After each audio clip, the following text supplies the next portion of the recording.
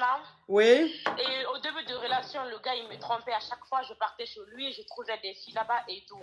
Oui. Et là, en ce moment, bizarrement, depuis, il s'est posé avec moi, il s'est concentré sur moi, c'est que moi et tout, j'étais au bled, je suis revenue. Mais ça fait 2 mois, le mec, il est concentré que sur moi, il fait pas de bêtises, il fait rien, il laisse son téléphone et tout. Et moi, bizarrement, je sens que la relation n'est pas pimentée, je sais pas. Le fait qu'il me trompe pas, là, le fait que je trouve pas de femme là-bas, je sais pas. Je t'ai dit, ma petite sœur, un you gosse comme ça, crabe. Perruque là, ça peut payer ta maison, ça peut te nourrir toute l'année. Carabe, oui. Mais c'est quoi la question au juste? Oui, une fois, il y a une dame qui a appelé et tout. Elle a dit que son mari, il est sage à l'heure d'aujourd'hui et tout, et que ça le dérange. Et moi, j'ai pas envie d'être ce genre de femme, mais quand j'ai l'impression que ça m'embête, le fait que je vois pas de fille, je sens que la relation, elle est fade, en fait. Attends, non. Donc, toi, tu appelles, tu te plains parce que ton mari est trop sérieux. C'est pas mon mari même, c'est mon copain. Ok, bon, vous vivez ensemble. Donc, tu te plains parce que ton... Ok, tu te plains parce que ton copain est trop fidèle. Oui, il est trop sérieux. Avant, il n'était pas fidèle. Et moi, ça me faisait mal. Mais après, j'étais là. Il m'a trompé plusieurs fois. J'ai trouvé de mais j'étais là. Mais maintenant, il arrête tout ça. Il est concentré sur moi, mais je sais pas. Je sais pas, j'aime pas la tranquillité comme ça. Il y a plus aucune fille. C'est que moi, je le vois tous les jours. Ça me dérange. Je sais pas si c'est normal ou... C'est ça ma question. Donc, quand il te trompait là, tu avais mal, mais tu aimais quand même. Donc, depuis qu'il a changé, il ne te trompe plus là. J'aime le challenge, j'aime... Ok. Donc, ça veut dire que depuis qu'il ne te trompe plus là, tu t'ennuies. Tu as l'impression de t'ennuyer, tu te sens mal dans la relation. Oui, c'est ça. D'accord. Ok. Il n'y a pas de souci. Faut lui dire, n'a qu'à te tromper. Vous pensez que c'est normal? Oui, c'est normal. Toi, tu aimes ça, tu es maso. Parce que je me dis que si je suis comme ça pour de vrai, là, si je me marie, ça va être problématique avec lui. C'est ça, il dit. C'est pas normal quand même que tu penses que tu as envie que ton homme te trompe. C'est ça, je dis là. Il dit que tu es maso. Toi, c'est quand on te trompe là même que tu aimes. Voilà. De toute façon, il est devenu sérieux là. Hélène Dela, thank you so much, thank you, you are beautiful girl. Toi, quand on te trompe là, c'est là même tu te sens vivre, c'est là que tu aimes la personne. Oui. Donc tu es maso, faut lui n'a qu'à te tromper, tu as compris? Ok. Au revoir. Allez maso, il y a des femmes qui aiment ça.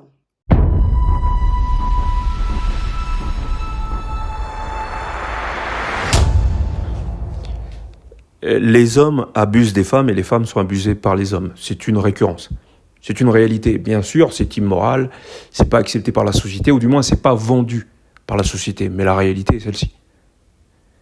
Une femme préfère être avec un homme qui a les moyens d'abuser d'elle qu'un homme qui n'en a pas les moyens. Un espèce d'homme impuissant dans la mesure où il n'a pas les moyens de la soumettre par le biais de ses capacités financières ou physiques ou peu importe. La femme va toujours être ou chercher un homme qui la surplombe. Un homme qui fait 1m90, vous diront les petites de taille, et consorts. Il va toujours y avoir cette volonté d'avoir quelqu'un qui nous domine de la tête et des épaules. C'est ça la finalité féminine. La femme cherche à travers l'homme quelqu'un qui peut la soumettre d'une manière ou d'une autre. Je voulais trop dire un truc. Je sais pas si je suis la seule ou pas, mais je veux dire, quand t'es avec ton gars et tout, t'es posé au calme, vous êtes là, puis dans ta tête, t'as ton petit diablotin qui vient et te dit embrouille-le. Genre embrouille-le, il vient et te dire embrouille-le. Genre tu l'embrouilles et tout. Tu sais pourquoi tu l'embrouilles? Juste parce que, genre c'est excitant quand il est embrouillé, genre qu'il est énervé. Genre lui, quand il crie, quand il fait ah. Genre, je sais pas. Genre, la tranquillité, on n'aime pas ça. Hein. Genre là, t'es posé tranquillement.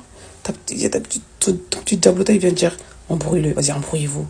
Et toi, tu le provoques. Vous embrouillez. Et quand il s'embrouille, sa virilité qui sort là, quand il est nerveux, jusqu'à ses veines, il traverse son cou là. La voix qui sort, il dit mais wesh. Et je sais pas, je suis la seule ou pas? Et l'homme cherche la femme qu'il peut dominer. Aucun homme normal, avec de la testo, va chercher une femme qui le domine, à moins qu'il ait un problème, ou va chercher l'égalité. Ça n'a aucun sens. On ne fait pas du troc. Un homme a des besoins, qu'ils soient sexuels ou autres, et il essaye d'accorder ses violons avec une nana qui va aller dans son sens. C'est ça ou la masturbation. Tupac proposait la masturbation. En contrepartie de toute cette éducation qui vise à nous faire tomber pour des babioles. Je signale quand même que le mec a fait de la tôle pour viol. Un viol qu'il, je pense, n'avait pas commis. Donc il connaissait bien ce chantage autour de la femme. Donc il y a toujours cette ligne à ne pas franchir entre le fantasme masculin et féminin, le fantasme masculin étant celui de dominer, le fantasme féminin étant celui de se faire dominer. Et donc il y a toujours cette ligne qu'il ne faut pas franchir entre la loi qui va se placer au milieu et qui va définir qui a le droit de franchir la ligne et qui n'y a pas droit. En l'occurrence, lorsque vous êtes noir aux États-Unis, vous avez beau être riche, un moment ou l'autre, la loi va vous rattraper, alors qu'elle ne rattrape pas tout le monde. Il y a des cas assez particuliers de personnalités qu'on peut taxer de pas mal de choses, mais qui ne tomberont jamais sous le couvert de la loi. Jamais. Mais par contre, les autres, ça y va. Donc il y a toujours un moment lorsque vous êtes un Afro-Américain aux États-Unis où on va vous taper sur les doigts, où vous allez faire de la tôle. Ça fait partie de la culture du pays. Mais avec ça, vous aurez donc les réprimandes de ceux qui sont dans la cancel culture. Les traits d'Olympe et consorts. Donc dès qu'il y a la majorité qui vous tape sur les doigts parce que vous avez fait quelque chose d'immoral, eh ben il y a ces monsieur et madame cancel culture, même si pour moi la cancel culture c'est un truc de femme. Je veux dire, l'idée de se mettre à plusieurs sur une personne sous prétexte qu'elle est immorale pour la société, le fait de le bannir, c'est une punition de femme. La femme étant réfractaire donc à la solitude, parce que c'est viser son social. L'estime qu'elle a d'elle-même repose sur l'estime qu'on lui porte à travers son statut social. Et ça, c'est propre à sa nature depuis la nuit des temps, lorsque l'homme allait chasser.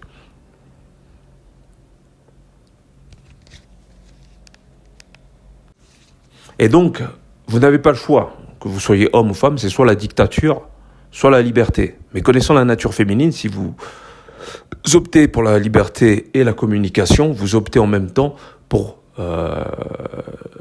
l'émancipation des chieuses. C'est-à-dire que si on vous fait poireauter pendant 2 semaines, voire 1 mois, voire 2 mois, pour avoir droit à de l'entrejambe, il y a de fortes chances que vous ne soyez pas dans la dictature. Vous êtes tellement dans la communication qu'on a fini par vous rouler dans la farine. Et c'est comme ça que ça marche. Lorsque vous voulez entrer en adéquation avec les volontés féminines, qui sont souvent des volontés ambivalentes, vous allez être aussi dans l'ambivalence. Vous allez devenir fou. Un homme qui écoute trop les nanas, un homme qui cherche à justifier son instinct ou sa volonté de puissance par de la moralité et qui essaye de convenir à une société qui lui dicte les règles, eh ben c'est un homme qui va vers quelque chose qui va au travers de sa nature. Sa nature est conquérante. Sa nature lui révèle donc la volonté de dominer. Il veut dominer, il est conquérant, c'est comme ça. Et donc de l'autre côté, vous avez la loi qui est en adéquation, la loi et le système qui est en adéquation avec les finalités des bonnes femmes. Vous n'avez jamais mis une fessée pendant une levrette ? Quelle nana va vous dire non, je refuse ? Ça n'existe pas. Parce que votre nature est celle d'un dominant et sa nature est celle d'une dominée. Donc la femme soumise n'est que la continuité de cet ébat sexuel. Donc il y en a qui ne veulent pas en entendre parler. Il faut savoir qu'aujourd'hui, c'est beaucoup plus rentable d'être homosexuel que d'être hétérosexuel, tant les nanas ont le melon. Alors, l'homme va toujours chercher, en général, hein, on parle pour la majorité d'entre eux, une nana plus jeune, non pas pour la manipuler, mais pour avoir l'ascendant sur elle. Pour rester masculin, c'est aussi simple que ça. Et en plus de ça, il y a tous les avantages qui vont avec. La jeunesse et consorts. Inutile de comparer l'homme et la femme, les volontés sont totalement différentes. D'ailleurs, les volontés sont tellement différentes que ce que veut une femme, c'est l'opposé de ce que veut un homme. Une femme veut d'un homme fort, en général, là où l'homme va vouloir d'une femme soumise. Et par volonté d'assimilation aux caractéristiques purement masculines, parce que là, elle se projette dans une caractéristique qui est le sexe actif.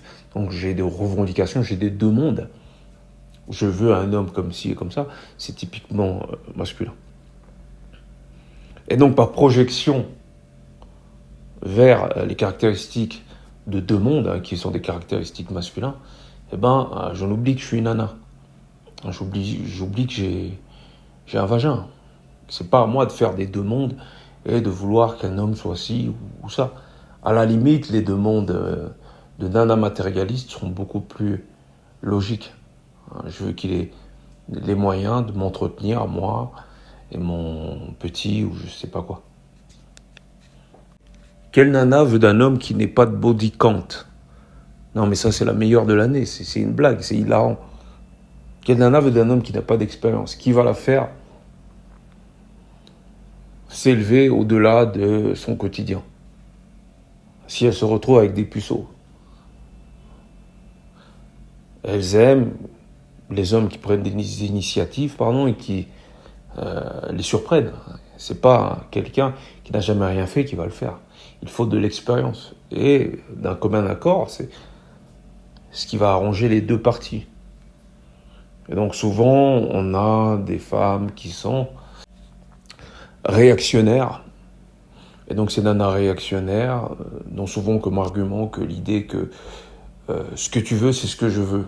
Hein, c'est comme le discours du pervers. Lorsque tu fais un reproche à un pervers, il te fait le reproche que tu lui fais, mais à ton encontre. Il te renvoie ton propre reproche. C'est un discours de sourd. Donc je dis souvent ici que le pervers narcissique, si on s'en tient à ses caractéristiques, c'est juste un homme qui se comporte comme une bonne femme. Qui a le temps de débattre avec les bonnes femmes? Personne ne débat avec les femmes à part les kamites. Ça n'intéresse aucun homme de débattre avec une nana. C'est pour ça qu'il cherche une nana plus jeune, soumise, et qui ne va pas lui poser trop de questions parce qu'il n'a pas que ça à foutre de lui dire qu'il veut la dominer parce que son but, c'est pas de débattre avec elle ou de parler business avec elle ou de parler de ses ambitions avec elle et qu'on sort. Ça peut être le cas, ça peut bien sûr que il a besoin de sa contrepartie, hein, de son côté féminin à travers elle, mais c'est pas un besoin qui va être récurrent au sens où c'est pas un besoin qui va justifier un appel au secours. J'ai besoin de ça. Il y a beaucoup de nanas qui croient réellement qu'il y a des hommes qui sont dans le besoin de leur moitié, sans quoi ils sont complètement perdus. Il y a même des nanas qui veulent se convaincre de cette réalité-là. Non, ils ne sont pas perdus, bien au contraire. Mais la femme, si elle est bien utilisée, elle est un plus. Ne serait-ce que dans l'organisation, c'est son domaine. Je dis bien si elle est bien utilisée, parce que si elle commence à marcher sur tes plates-bandes, ça va être un problème. Donc il y a toujours cette relation de dominant-dominé. Mais ça ne veut pas dire que l'homme prend du plaisir à dominer. Parfois même, il peut prendre du plaisir dans son contraire, dans l'idée d'être guidé, voire dominé. C'est reposant. C'est reposant, mais ça ne fait pas partie de ses caractéristiques naturelles. Donc c'est reposant, mais en même temps, ça l'affaiblit à long terme. Donc, par moment, ça peut être cool. Hein, pour des jeux coquins, ça peut être cool. Une fois de temps en temps, tu lui fais ce qu'elle aime bien, ces trucs où tu passes en dessous, tu vois. Voilà, c'est d'un commun accord, mais c'est chiant. Hein, c'est chiant. Mais pourquoi pas? Pourquoi pas? Donc, un homme qui a un certain âge, je sais pas moi, la quarantaine peut-être la trentaine, plus, n'est pas marié ou n'a pas d'enfant, c'est un homme qui a de la discipline. Et une femme qui a un certain âge, avancé, n'est ni mariée ou n'a pas d'enfant, bien sûr, il y a des exceptions, mais en général, chieuse. Les femmes n'aiment pas d'un homme qui se passionne trop pour elles. Elles n'aiment pas ça. En général, c'est là que vous perdez de l'intérêt. Qu'elles perdent de l'intérêt, pardon. Voilà, c'est à peu près la même chose chez les hommes, même si c'est beaucoup moins récurrent, surtout lorsque c'est votre femme. Donc c'est quelque chose qui va être assez normal. Il peut vous respecter, vous aimer, vous êtes l'officiel et consort, même s'il tape à côté. Mais vous l'aimez, c'est cool. C'est un acquis, donc il n'y a pas à se battre, c'est cool, vous êtes représentatif de sa stabilité et consort. Mais alors que lorsqu'il s'agit d'une femme, ça va être un peu plus compliqué. Parce que vous ne lui donnez plus ces sensations fortes dues au fait que vous êtes amoureux, donc vous vous comportez comme une nana, c'est pas très intéressant pour une nana. Donc bien entendu que partant de ce principe, le fait de dominer vos émotions, c'est une manière aussi de la dominer elle, donc de ne pas avoir de sentiments qui soient exclusifs à son encontre. C'est-à-dire que, ou surtout ne pas avoir un corps qui soit exclusif. C'est-à-dire que mes valeurs t'appartiennent, mais mon pénis m'appartient. Lorsque ton pénis commence à appartenir à ta moitié, c'est à partir de là que tout commence à partir en lambeaux, parce que dans un premier temps, elle va perdre de l'intérêt pour toi, et quand elle perdra de l'intérêt pour toi, elle va commencer à te faire galérer, tu vas même basculer peut-être dans des dysfonctionnements cognitifs et aussi érectiles, mon pote. Ah ouais, parce que tout est spirituel. Une fois que tu t'es engagé dans quelque chose, et que cette chose que tu as estimée être une partie de toi-même ne répond plus, il y a une autre partie aussi qui va plus répondre. T'inquiète même pas. Donc ne jouez pas avec ça, les gars, c'est pas une blague. Restez focus sur vous-même. Et dès que ça commence à chipoter, soyez prêts à retourner votre veste. Donc la domination, c'est normal. Le fait d'être avec une femme plus jeune, c'est normal. Maintenant, tout dépend des lois mises en vigueur dans votre environnement. Tout dépend aussi de votre couleur de peau dans votre environnement. Donc si vous êtes un Afro-Américain, par exemple, un peu comme l'a été, comme l'ont représenté des artistes, un artiste comme R. Kelly, et que vous vous faites pincer, les nanas seront super contentes. Les femmes afro, elles seront super contentes. C'est un pédophile, machin, alors que tout le monde le fait. Elles seront super contentes, et il y aura aussi les acteurs donc du cancel, de la culture cancel, qui seront contents. Les traits d'Olympe, ils seront là à faire la morale, à dire c'est pas bien, voilà. Ces hommes qui jouent au ping-pong entre des caractéristiques d'hommes, donc des caractéristiques purement masculines et masculinistes, et en même temps ils sont piégés par leur faiblesse intrinsèque qui les pousse toujours à suivre la masse. Parce que je rappelle que l'homme vagin, l'homme V, il a des particularités de nana, et donc il se comporte en fonction de l'environnement de femme. Donc l'environnement de femme, c'est un environnement social. Donc, il fait tout pour être bien vu. Et donc la cancel culture le correspond, parce que la solitude, c'est quelque chose qui l'effraie. Et donc il va chercher à ce que quelqu'un d'autre que lui soit dans la solitude. Alors qu'est-ce qu'il va faire ? Il va être acteur de cet ostracisme à l'égard de celui qu'il veut virer du clan. Il va même être le gourou de la cancel culture. Lui, on l'aime pas, voilà. Parce que c'est une fiotte. Lui, il accepterait jamais la solitude. Et donc, il va projeter la solitude sur quelqu'un d'autre. Moi, par exemple, je suis pas du tout le type d'homme qui va cancel quelqu'un. Pourquoi ? Parce que pour moi, la cancel, c'est rien. L'isolement, c'est rien, c'est toute ma vie. Et, au contraire, un homme qui part et qui se retrouve seul, je sais pas moi, dans les bois, dans la forêt ou dans la jungle, il revient et ça devient un chef de meute. C'est lui qui va contrôler le collectif. Et moi, je le sais. Mais quelqu'un qui est dans la finalité de pousser quelqu'un vers l'isolement, lui, il le sait pas. Il le sait pas parce qu'il est trop lâche. Il veut rester dans le groupe. Parce que lui, pour lui, c'est comme pour les femmes. Il est comme les nanas. C'est-à-dire, pour lui, il n'y a pas de vie autre que la vie en compagnie du groupe. Il y a d'ailleurs cette chanteuse là, camerounaise. Je vais parler du cas camerounais. Congo, elle est bon tout un peu. C'est pas terrible, hein, niveau nana en collectif. Eh ben, on la prend la tête parce qu'elle a maigri apparemment. Elle est avec un coach sportif, Lopez, je sais plus, l'ancien coach de Doumbé. Et donc maintenant, on la prend la tête parce qu'elle a maigri, et puis c'est le même baratin au travers du fait que si elle n'est pas bien, ben c'est la faute à son gars, hein, donc change de gars. Hein, c'est ça le bruit en cours pour l'instant. Le nouveau téléchargement du moment, le nouveau gossip du moment dans cette culture fémino-centrée. Truc de ouf, la nouvelle silhouette de la chanteuse camerounaise Charlotte Dipanda fait jaser tout le Cameroun. C'est-à-dire que même les membres de gouvernement demandent à savoir ce qui se passe dans sa vie. Parce que Charlotte Dipanda, c'est une grande musicienne qui a fait des grands featuring, a une voix d'or et elle a connu un succès. Et elle, longtemps, elle était toujours une femme qui était potelée, bien bâtie, légèrement avec quelques kilos en trop. Il y a de cela 1 an, elle s'est mariée avec l'ancien coach de Francis Ngannou du MMA, Fernand Lopez, un Antillais. Et elle a apparu ses nouvelles photos étant mince, avec un peu de cheveux partant, tout et tout. Et les Camerounais se demandent le pourquoi. Ils sont même partis insulter son mari sur sa page. Ils demandent ils veulent en découdre. Avant son mariage, le rapport taille-poids de Charlotte n'était pas le bon. Ça veut dire que par rapport à sa taille, elle était en surpoids. Avant son mariage, le rapport de Lopez n'était pas le bon. Ça veut dire que avant le mariage avec Charlotte, il était en surpoids. Parce que sûrement, ils passaient leur temps à manger dans des restaurants, ils ne mangeaient pas bien. Aujourd'hui qu'ils sont mariés, ils ont une bonne hygiène alimentaire et ils font du sport. Et donc, le rapport taille-poids aujourd'hui de Charlotte est le bon rapport.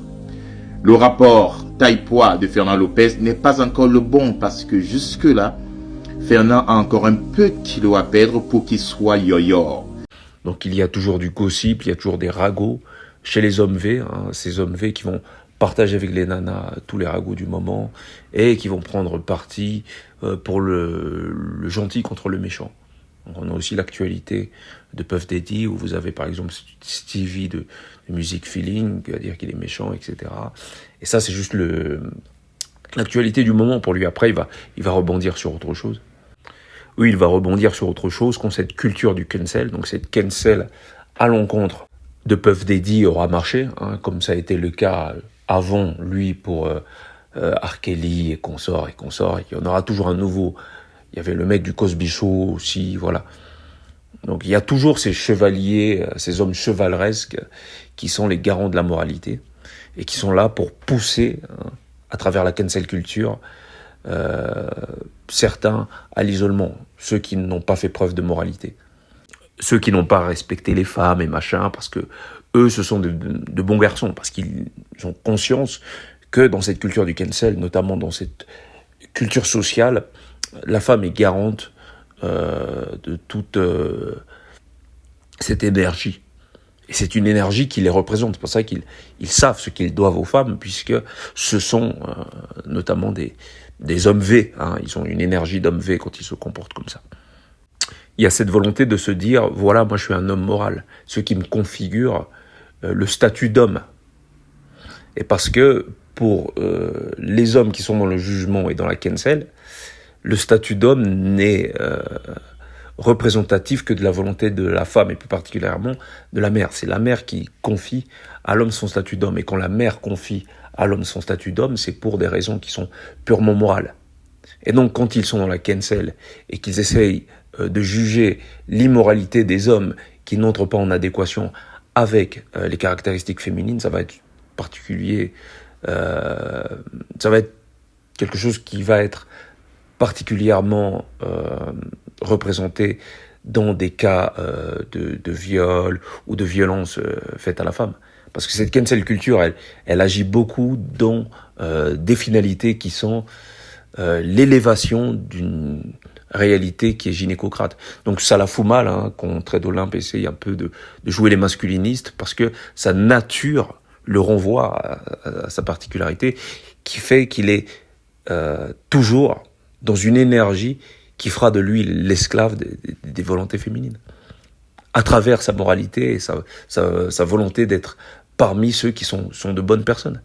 Alors que l'homme, le surhomme, est complètement dépouillé de cette volonté de vouloir faire preuve de moralité, à travers d'ailleurs